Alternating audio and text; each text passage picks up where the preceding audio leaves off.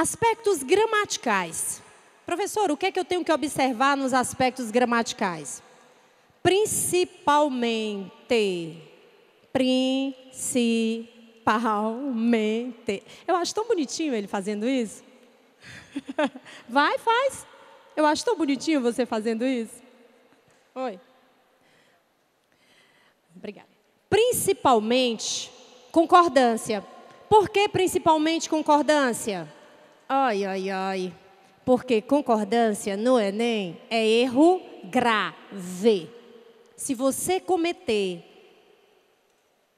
erro simples, básico de concordância, não sabendo concordar o verbo com o sujeito, que é a concordância mais simples da língua portuguesa, porque ela é básica, e você já terminou o terceiro ano, já tem a obrigação de saber que o verbo, que o adjetivo, concordam com o sujeito e o adjetivo com o substantivo. Se você comete esse erro, é erro grave, gente. Você perde logo para começar 40 pontos, tá certo? E se você ao longo do texto vai cometendo erros de concordância, você vai perdendo ponto.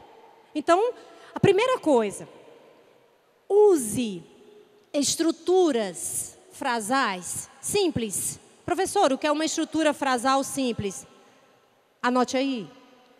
Estrutura frasal simples. Coloque assim, ó. 1, 2, deixe um espacinho entre 1 e 2. 1, 2, 3, 4. Abaixo do 1, você coloca sujeito. O 1 representa o sujeito. Eu estou fazendo questão que você escreva, que é para você memorizar pela audição e pelo tato, escrevendo. Quais são os outros sentidos, hein? Além da visão e do tato. A audição, né? Paladar e olfato. Professor, eu posso usar isso no meu texto? Pode. Pode ficar certo de que se você usar os seus sentidos para escrever um texto, ele será um excelente texto. Não veja o mundo só com os olhos. Veja o mundo com todos os sentidos e todas as suas sensações. Tá certo? Você vai escrever textos mais consistentes, textos mais verdadeiros, mais sinceros, né? Inclusive, até porque você não pode mentir no Enem. Certo, gente? Nada de inventar história no Enem, receita de miojo, nada de fazer isso, né? Muito bem. Além da concordância, nós estamos aí. Com o 1, você colocou sujeito. Abaixo do 2, coloque assim, verbo. O 2 representa o verbo. O 3 representa os complementos verbais. Quais são eles? Reajam. Quais são os complementos verbais? Objeto, direto e indireto. Então, coloque aí. 3. Complementos verbais. Puxa uma setinha, objeto direto. Puxa outra setinha, objeto indireto. 4. Complementos circunstanciais. São as circunstâncias adverbiais. Essas circunstâncias, pela ordem direta da frase, que é essa daí, 1, 2, 3, 4, vem lá no final da frase. Agora, professora, e como é que funciona isso? Em relação à vírgula. Agora olha para o seu papel aí. Entre o sujeito e o verbo, nunca tem vírgula. Pois é, anote. Nada de vírgula entre o sujeito e o verbo. Nada de vírgula entre o verbo e os seus complementos. Nunca. Nunca vírgula entre o verbo e o objeto direto, ou entre o verbo e o objeto indireto. Sacou, meu? Sim. Ó, agora teve gente que olhou para mim quando eu disse sacou, meu. Professora de português usando gíria, e pode? Pode, né? Aqui oralmente pode. Não exagero. Assim você vai fazer no seu texto, sem excessos, sem exagero, nem tanto ao mar, nem tanto à terra. Mas também não precisa ser chato o tempo todo. Vocês iam aguentar se eu ficasse assim? Senhores e senhoras, nós vamos proceder a essa aula de redação. Vamos trabalhar hoje com texto dissertativo, argumentativo. Com 15 minutos de aula, tinha gente vomitando aqui. Ninguém ia aguentar, ia ficar enjoado, né? Aula chata, professora chata. Bom, entre o 3 e o 4, a vírgula é facultativa. Você usa ou não, dependendo da extensão do período. Se o período for muito longo, é de bom tom que você use uma vírgula para também garantir uma leitura mais compreensiva. Tá certo? Aspectos textuais. Ai, ai, ai. Aqui, o problema é mais grave, né? Com os aspectos textuais. Mas antes de nós passarmos para os aspectos textuais, voltando, eu passei demais. O que foi que eu fiz? Pronto, voltei. Aqui, ó. Nós estamos aqui, aspectos gramaticais. Eu falei da concordância, né? Falei do uso da vírgula. Também quero falar para vocês de que regência. Entra aí nos aspectos gramaticais. O que é a regência? A regência é justamente o fator gramatical de que um termo que rege outro acaba exigindo ou não a famosa preposição. Escreva aí no seu módulo. Eu fui a... Só o Azinho, coloque só o A. A escola.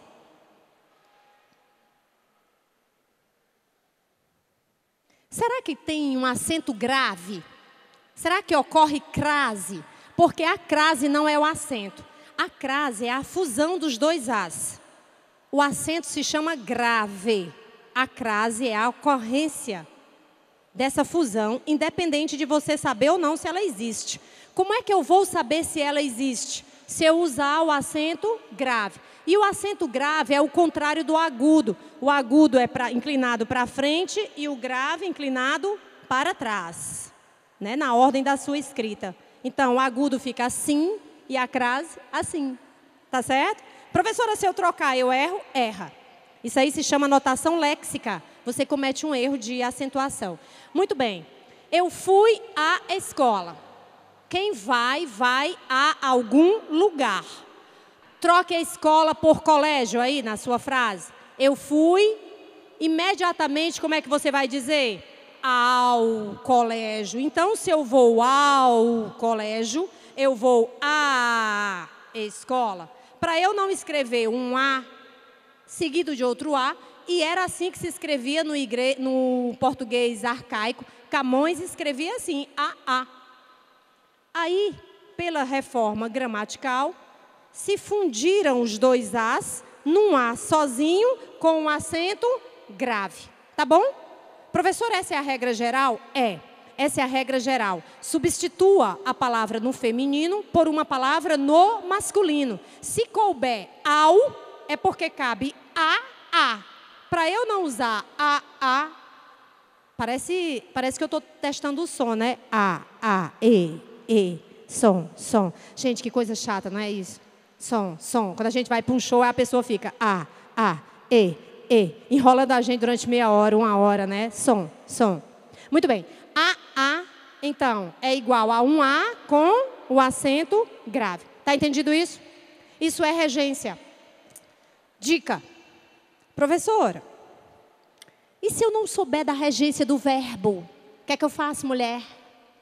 Minha irmãzinha, criatura de Deus, o que é que tu tem que fazer?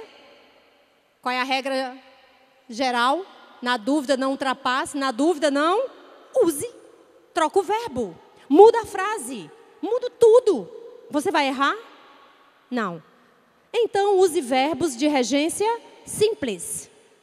Dica. Não use verbos nem palavras os quais não são do seu domínio de conhecimento. Nem os verbos, nem as palavras, gente. Por exemplo, a UES, que é a Universidade Estadual do Ceará, há uns 5 anos, pediu aos alunos que desenvolvessem um tema em que eles tinham que escrever, o candidato tinha que escrever uma carta para um amigo que estava fora do país, falando sobre a televisão brasileira. E eles tinham que fazer o quê? Justamente escrever para o amigo dizendo quais eram os pontos positivos e negativos da TV no país. Aí um dos candidatos, nessa época eu corrigi a redação lá na UES, um dos candidatos começou a redação assim, ó. Fui sucumbido a escrever esta carta. Fui sucumbido. Primeiro, está aqui na nossa orientação de hoje. Você não se incluir no texto, tá certo? Fui sucumbido. O que é sucumbido, hein? O que é sucumbir? Eu não ouvi. O que é sucumbir? Cair, ruir, se estatelar no chão, né? Quer dizer que eu fui caído a escrever esta carta? Qual seria a provável palavra que o garoto queria usar? Pelo som, sucumbido.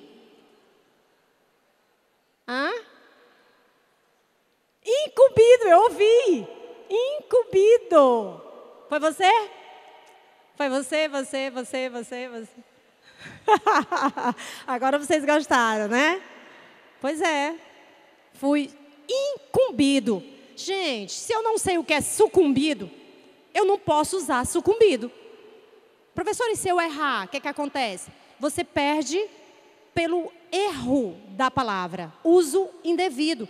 E, infelizmente, vai perder na terceira competência, porque a frase vai ficar incoerente.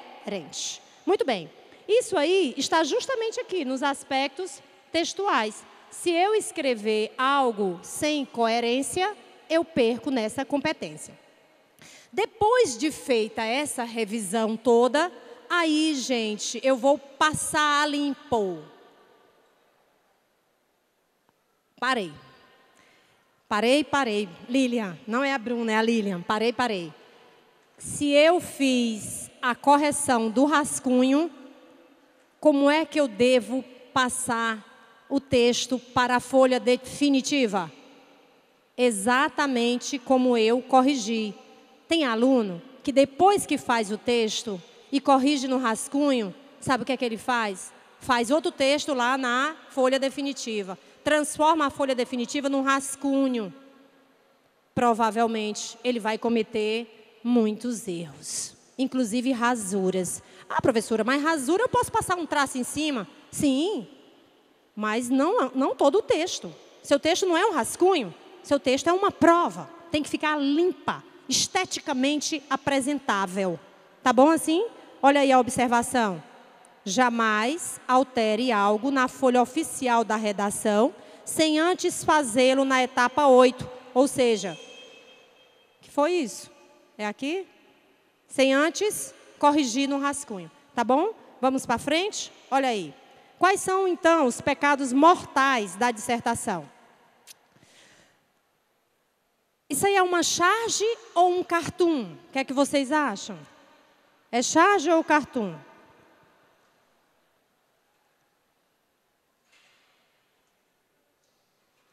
Enquanto vocês pensam, eu vou ler aqui uma pergunta. Professora, ficou conhecida uma redação sobre imigração, foi o Enem passado, né? Os processos migratórios para o Brasil no século XXI, cujo o autor, escreva aí no seu módulo, por favor, cujo o autor. Escreveram? Cujo o autor, muito bem, passa um X bem grande em cima do U, ou do O, se preferirem. Passaram um X bem grande, com esse pronome relativo, nunca tem artigo depois dele, tá certo? Cujo, cuja, cujos, cujas, nunca pede artigo depois, já está embutido. Escreva pela e pelo. Preposição, mais artigo O ou mais artigo A. Nunca escreva pela A, pelo U, nem pelas as, nem pelos os.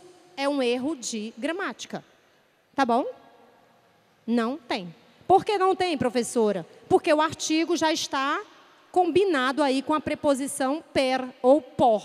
Por, tá bom? Pela, per mais o, ou por mais o, pelo, pela, p mais a, pelo, per mais o. Muito bem. Engraçado que essa pergunta aqui é justamente a brincadeira que está aí na charge ou cartoon? Charge, muito bem. A charge é um texto temporal, ocorre sempre no momento de algum evento político, social, tá certo? O cartoon é um texto atemporal, ele pode ficar no tempo, cujo autor escreveu uma receita do miojo. Sabe o que é miojo? É aquele macarrãozinho que nojo, né? Como ele não fugiu ao tema, sendo imigração, e manteve a coerência, simples assim. O rapaz desenvolveu um texto em 4 parágrafos.